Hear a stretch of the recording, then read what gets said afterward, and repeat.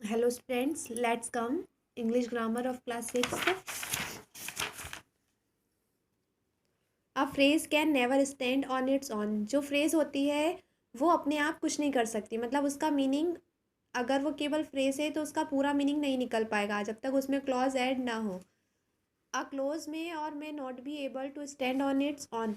ऐसे ही जो एक क्लॉज होता है वो अपने आप कुछ नहीं कर सकता, और यदि ऐसा होता है तो इसका मतलब है कि यह एक वाक्य है.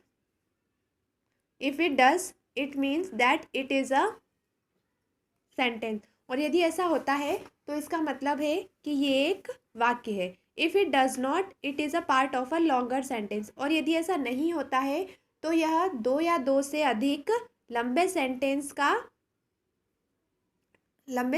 का एक क्लॉज हो सकता है, या एक वाक्य का पार्ट हो सकता है. ठीक है, देखिए जो सी वाली एक्सरसाइज है, tick the right phrases to complete this sentences. यहाँ पर हमें टू ऑप्शंस दिए हुए हैं. इस सेंटेंस को कंप्लीट करना है तो हमें एक ऑप्शन पर टिक करना है. आइए हम देखते हैं. First, the lion is. देखिए यहाँ पर पिक्चर दिया हुआ है आपको. The lion is roaring. ठीक है. Second, my uncle is tall man या फेट वुमेन. ये यहाँ पर पिक दिया हुआ है तो ये tall man is a right answer.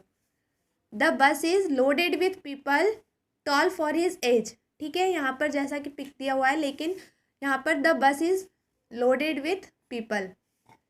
Fourth, Annie's ball flew into the sky. The young man has worn a collared shirt. Nancy shouted on the top of her voice, is that cake from a confectionery shop. ठीक है, तो ये एक exercise थी जो हमने complete कर ली है. Next, types of sentences. Sentence के टाइप्स हम देखते हैं, पढ़ेंगे हम. Sentence are mainly of 4 types. जो सेंटेंस होते हैं वो 4 प्रकार के होते हैं. असर्टिव और declarative sentence. Assertive or declarative sentence are statements that provide information by expressing facts, events or actions. जो assertive sentence होते हैं उन्हें ही हम declarative sentence भी कहते हैं. और ये जो sentence होते हैं वो हमें एक तरह की सूचना देते हैं, या एक तरह का जिसमें कि कोई तथ्य प्रकट हो रहा हो, या फिर कोई घटना, या फिर कोई एक्शन जो हो रहा हो. This sentence and with a full stop. और जो ये सेंटेंस होते हैं डिक्लेरेटिव या फिर असर्टिव, ये सेंटेंस जो होते हैं वो फुल स्टॉप पर ख़त्म होते हैं. सेकेंड है interrogative sentence. Interrogative sentence are questioning sentence. जो इंट्रोगेटिव सेंटेंस होते हैं वो एक प्रश्नवाचक सेंटेंस होते हैं या वाक्य होते हैं जिनमें हम लोगों से क्वेश्चन पूछते हैं. This sentence and with a question mark. और ये जो सेंटेंस होते हैं इनमें ये ख़त्म होते हैं एक क्वेश्चन मार्क पर. Example, who is your neighbour. तुम्हारा पड़ोसी कौन है. ठीक है, यहाँ पर क्वेश्चन मार्क है, मीन्स ये इंट्रोगेटिव सेंटेंस है. Third, imperative sentence. थर्ड होता है imperative sentence. Imperative sentence express a command, a request or an advice. Such sentence also give instructions or direction.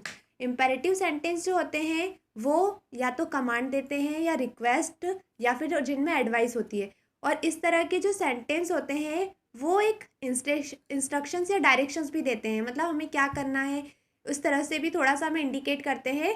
This sentence and with a full stop. और जो ये sentence होते हैं ये भी full stop पर ख़त्म होते हैं. Examples, first, leave this room at once. यहाँ पर ये कमांड दी हुई है, हम किसी को ऑर्डर दे रहे, कमांड दे रहे हैं कि तुम leave this room at once, एक बार में ये रूम छोड़ दो, है ना, या चले जाओ. ठीक है. Second, please open this box. यहाँ पर ये रिक्वेस्ट है, और यहाँ पर प्लीज़ जो वर्ड होता है वो रिक्वेस्ट के लिए यूज़ किया जाता है. तो प्लीज़ ओपन दिस बॉक्स, इस बॉक्स को खोलो या प्लीज़ इसे ओपन करो. तो ये आपका रिक्वेस्ट हुआ. Third, you should take some rest. आपको थोड़ा रेस्ट लेना चाहिए, ये आपके लिए एक एडवाइस हो गई है. ठीक है, तो ये जो सेंटेंस हैं ये कमांड, रिक्वेस्ट और एडवाइस, तीनों जो सेंटेंस है ये इम्पेरेटिव सेंटेंस कहलाएंगे. फोर्थ होता है एक्सक्लेमेटरी सेंटेंसेस. जो एक्सक्लेमेटरी सेंटेंस होता है वो एक तरह से एक्सप्रेस और सडन मतलब कोई सी भी जो फीलिंग या कोई सा भी इमोशन जो अचानक से आते हैं, जैसे या खुशी के कारण, या आश्चर्य के कारण, या दुख में, या दर्द में, या फिर डर में। ठीक है, तो ये इस तरह के जो सेंटेंस होते हैं वो एक्सक्लेमेटरी सेंटेंस कहलाते हैं। जैसे आहा आई डिडंट नो दैट। ठीक है, इसमें जो आहा वर्ड है वो एक सरप्राइज के लिए है, मतलब एक सरप्राइज कि आहा मुझे तो पता ही नहीं था या मैं नहीं जानता था।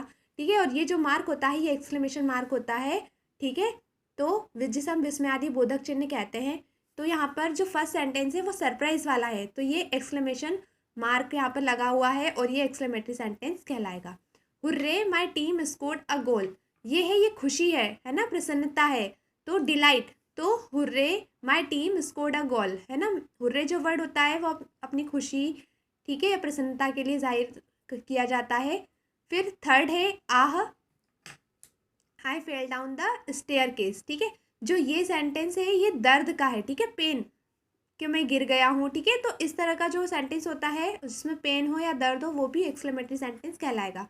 Fourth, x that is a creepy spider. ठीक है, ये हॉरर या डर के कारण, तो ये जो वर्ड है ये हॉरर के लिए यूज़ किया जाता है, डर के लिए, और ये एक्सक्लेमेशन मार्क है, मतलब ये भी एक एक्सक्लेमेटरी सेंटेंस है। तो जो एक्सक्लेमेटरी सेंटेंस होगा उसमें एक्सक्लेमेशन मार्क आएगा, इम्पेरेटिव सेंटेंस होता है उसमें फुल स्टॉप आता है, इंट्रोगेटिव में क्वेश्चन मार्क आता है, और असर्टिव में भी लास्ट में फुल स्टॉप आता है। ठीक है, तो ये आपके सेंटेंस हुए जो 4 टाइप्स के होते हैं। Thank you.